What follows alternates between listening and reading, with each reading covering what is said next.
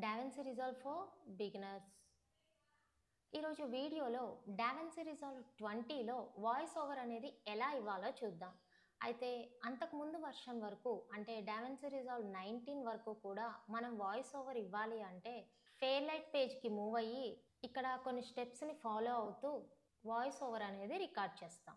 So అలా కాకుండా ఇప్పుడు వచ్చిన న్యూ వర్షన్ DaVinci Resolve 20లో వాయిస్ ఓవర్ అనేది చాలా సింపుల్గా రికార్డ్ చేయొచ్చు అనమాట. సో అది ఎలా అనేది చూద్దాం.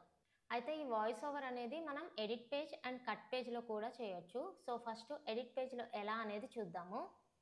సో మనకి వాయిస్ ఓవర్ ఆప్షన్ అనేది ఇక్కడ మనకి ట్రాక్స్ ఉన్నాయి కదా, ట్రాక్కి టాప్లో అనమాట. సో ఇది వాయిస్ ఓవర్ ఆప్షన్. సో దాన్ని క్లిక్ చేస్తున్నాను. సో క్లిక్ చేయగానే మనకి రికార్డ్ వాయిస్ ఓవర్ అనే డైలాగ్ బాక్స్ అనేది ఓపెన్ అయింది. ఇక్కడ మనం ఫైల్ నేమ్ ఇవ్వాలి. ఫర్ ఎగ్జాంపుల్ విఓ అని ఇస్తున్నా, వాయిస్ ఓవర్ అని. And next audio input USB-C audio నాది, సో అది సెలెక్ట్ చేస్తున్నా. And record track audio 1 select చేస్తున్నా.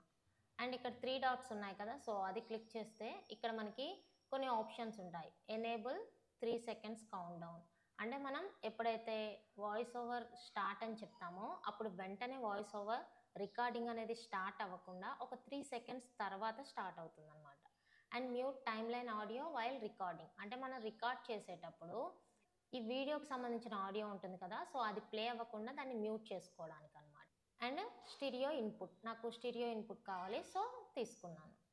సో ఇప్పుడు నాకు రికార్డింగ్ అనేది స్టార్ట్ అవ్వాలి. సో ఇక్కడ మైక్ బటన్ ఉంది కదా, దాన్ని క్లిక్ చేస్తున్నాను.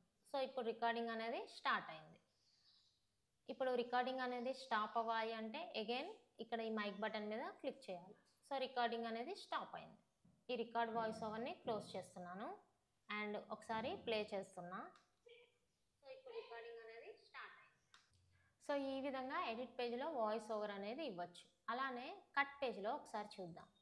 సో ఇక్కడ టైమ్ లైన్కి టాప్లో మనకి వాయిస్ ఓవర్ అనే ఆప్షన్ ఉంటుంది. సో దాన్ని క్లిక్ చేస్తే అగైన్ మళ్ళీ మనకి సమ్ సెట్టింగ్స్ అనేవి ఉంటాయి. సో దాన్ని క్లిక్ చేస్తే audio input and record track and no count down 3 seconds count down ఉంటుంది, 5 సెకండ్స్ కౌంట్ డౌన్ ఉంటుంది. And voice over recording file location అంటే మనం ఏదైతే వాయిస్ ఓవర్ ఇస్తున్నామో ఆ ఫైల్ లొకేషన్ని మనం మెన్షన్ చేయొచ్చు.